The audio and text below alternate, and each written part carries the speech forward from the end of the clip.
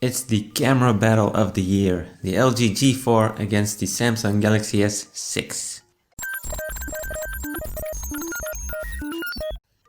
In this video I'll be testing various aspects of both cameras. Low light performance, optical image stabilization, flash, audio quality, and for example the shutter speed. I'll also look at focus speed and the front-facing cameras. So enough to talk about, and let's go ahead. Since I live in Holland, we kick off with a picture of a pair of cows in bright sunlight.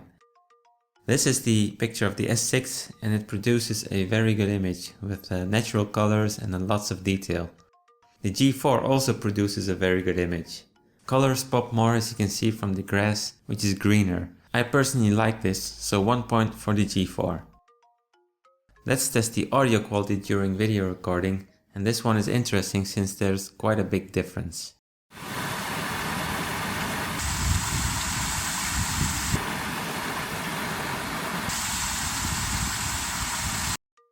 Definitely a win for the Galaxy S6 here, which has a richer sound. Next up, indoor low light. The S6 has a bright 1.9 aperture lens and does really well. The G4 has an even brighter lens and produces a very good picture. A draw, I'd say. Next, a flash test in a complete dark room. And I must say the S6 loses this round against the G4. In the G4 image you can even read the tiny digital clock. In shadows outside, the S6 does really well. Everything is clearly visible. But the G4 beats it here as well, as you can see from the cars that are better visible. Next up, let's take a look at the optical image stabilization and see which one is better.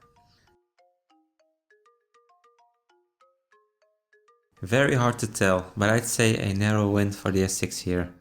I'd still take the iPhone 6 Plus if you want to eliminate shakes as much as possible, however. If you, like myself, don't like blurry shots, then a fast shutter is important. In auto mode, the S6 nicely freezes this car which is driving by. The G4 performs equally well here, so no real winner. Next up, a picture of a cloud. Beautiful shot with very realistic colors on the S6. The G4 shot is also very nice, again with more vivid colors. If we zoom in, you'll notice the low amount of noise on the S6. But the G4 is very close, but with a little bit more noise. So a narrow win for the S6 here. Closeups. This is a stunning shot taken with the S6 with the background nicely out of focus. I took this shot in selective focus mode and I couldn't produce a similar image with the G4. So I'd say a clear win for the S6.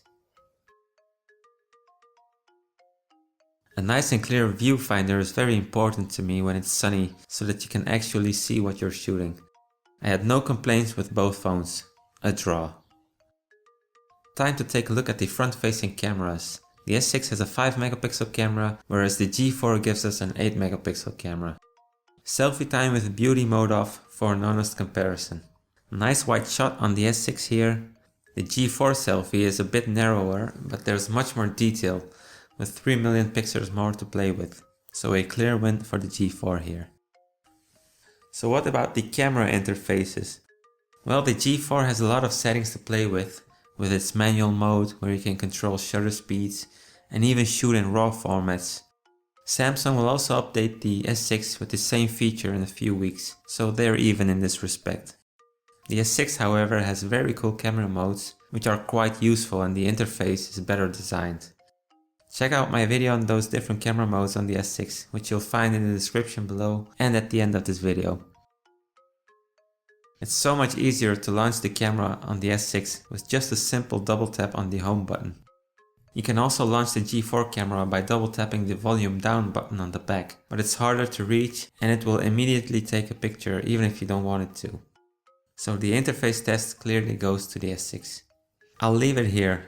It really is up to you to decide which usage scenario is more important to you. And I hope this video helped you in deciding which camera is best for you. If you like this video and don't want to miss my upcoming videos, then make sure you subscribe to my channel and follow me on Twitter so you don't miss anything else. I'll see you next time. Tot ziens.